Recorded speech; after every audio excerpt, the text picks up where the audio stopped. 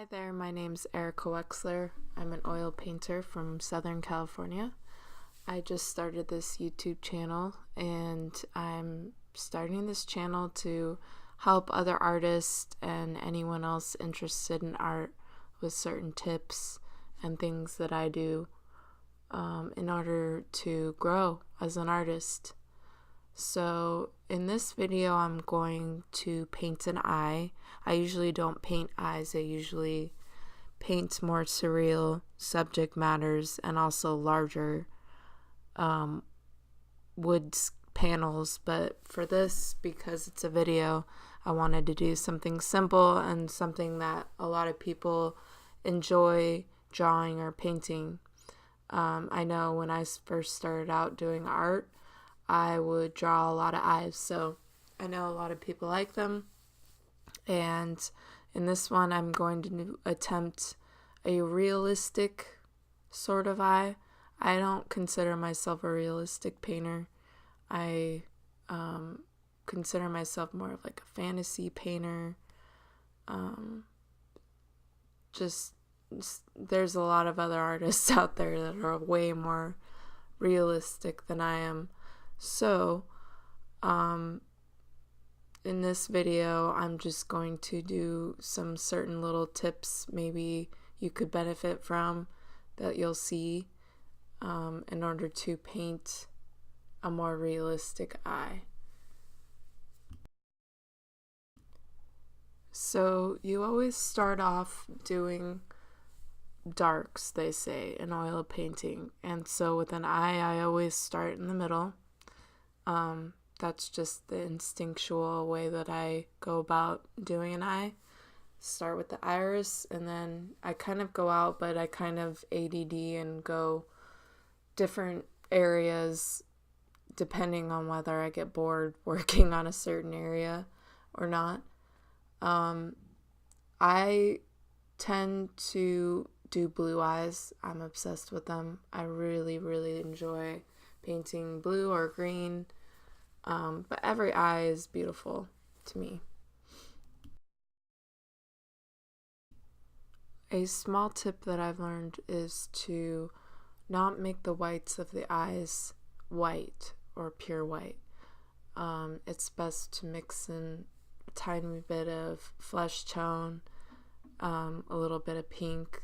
I like adding some sort of crimson red on the edges and the outside corners of the eyes.